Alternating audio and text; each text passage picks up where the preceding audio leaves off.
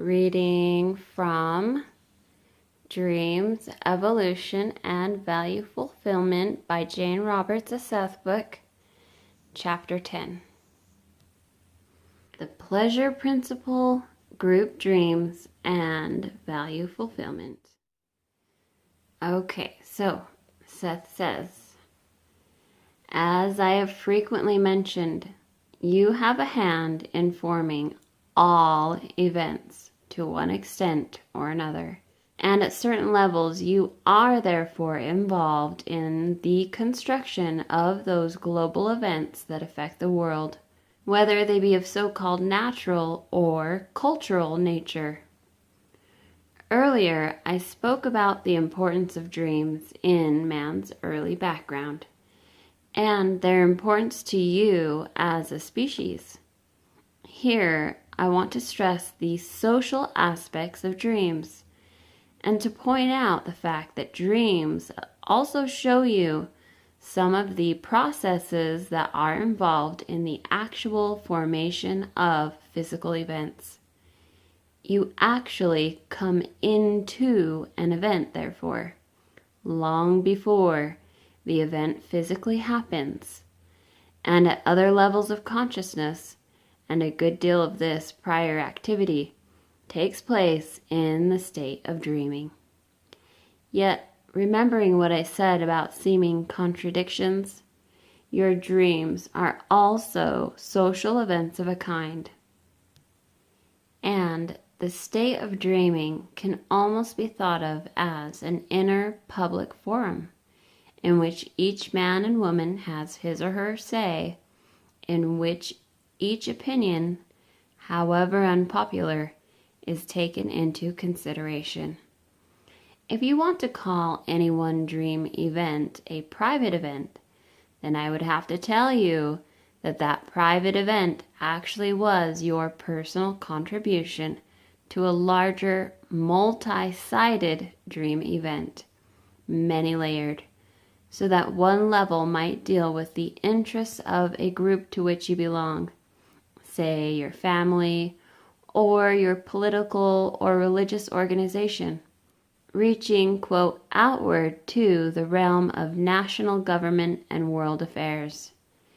As your private conscious life is lived in a community setting of one kind or another as a rule, so do your dreams take place in the same context, so that as you dream for yourself, to some extent, you also dream for your own family, for your community, and for the world. Group dreams was at one time taken for granted as the natural human characteristic. In a tribe, for example, when new locations were being sought, perhaps in time of drought. The various tribal members would have dreams in which the problem was considered, each dreamer tackling whatever aspect of the problem that best suited his or her abilities and personal intents. The dreamers would travel out of body in various directions to see the extent of drought conditions and to ascertain the best direction for the tribe to take in any needed migration. Their dreams would then be shared by the tribe in the morning, or at special meetings when each dreamer would give a rendition of the dream or dreams that seemed to be involved. In the same way, other dreamers would simply check with the dreamers of other villages or tribes, perhaps 100 or even more miles distant. Some such tribes were extremely direct. Others were clothed in symbolism according to the style of the dreamer. But in any case, the dream was understood to have a public significance as well as a private one. The same still applies, though often dreams themselves are forgotten. Instead, for example, for news or for advice, you watch your morning television news, which provides you with a kind of manufactured dream that to some extent technologically serves the same purpose. Instead of sending cameramen and newspaper people to the farthest corners of the earth, early men sent aspects of himself to gather the news and to form it into dream dramas. Oftentimes, much of the material did not need to become conscious. It was, quote, unconsciously acted upon, turned directly into action. Now, such dreams simply act as backup systems, rising to the fore whenever they are needed. Their purpose was and is to increase the value fulfillment of the species and of the individual. Psychologists often speak of the needs of man. Here, I would like to speak instead of the pleasures of man, for one of the distinguishing characteristics of value fulfillment is its pleasurable effect. It is not so much that man or nature seeks to satisfy needs, but to exuberantly, rambunctiously seek pleasure. And through following its pleasure, each organism finds and satisfies its needs as well. Far more is involved in the experience of life, however, than the satisfaction of bare needs, for life is everywhere possessed with a desire toward quality, a quality that acknowledges the affirming characteristics of pleasure itself. In your terms, there is a great pleasure to be found in both work and play, in excitement and calm, in exertion and rest. Yet the word, quote, pleasure itself has often fallen into disrepute and is frowned at by the virtuous. One of the main purposes of dreaming, therefore, is to increase man's pleasure, which means to increase the quality of living itself. Dreams are mental work and play combined, psychic and emotional rich creative dramas. They also involve you in the most productive of enterprises as you begin to play with versions of events that are being considered for physical actualization, as on a personal level you, quote, view the probable events which your family, tribe, organization, community, and country will actualize. End of dictation for session 933. There are excellent notes, Seth excerpts, so I suggest that you keep listening. Session note number 1, Rob says, recently I asked Jane if Seth could give us some information on the consciousness connected with nuclear energy. A fascinating question I've often speculated about, and she promised me that he'd discuss it soon.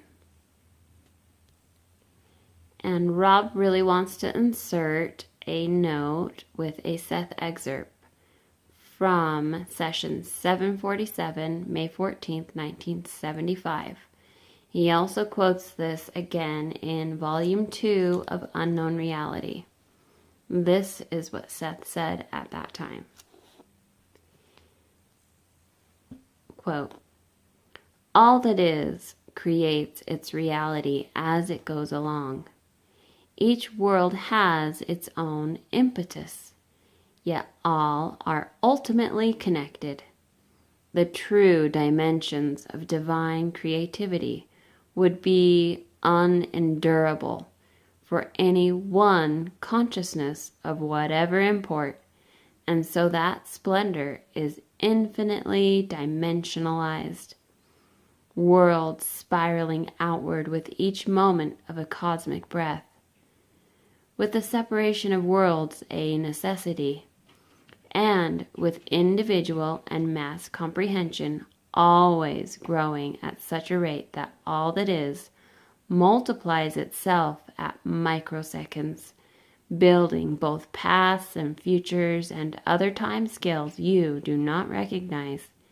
Each is a reality in itself, with its own potentials and with no individual consciousness however minute, ever lost. End quote by Seth. And Rob says the first quotation is from material Seth gave class members on November 3rd, 1970, almost 11 years ago.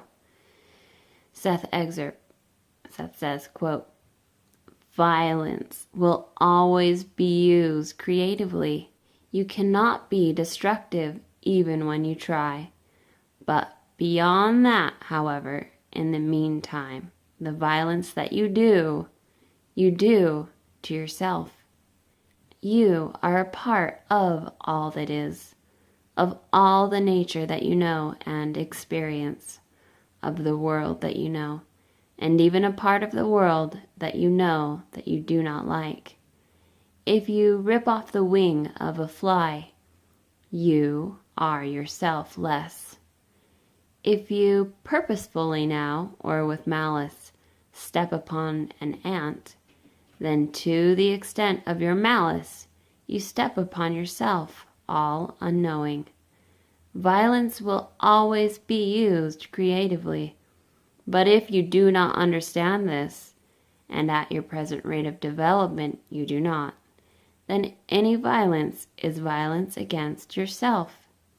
This applies to each of you, for when you think in terms of violence, you think in terms of malice or aggression.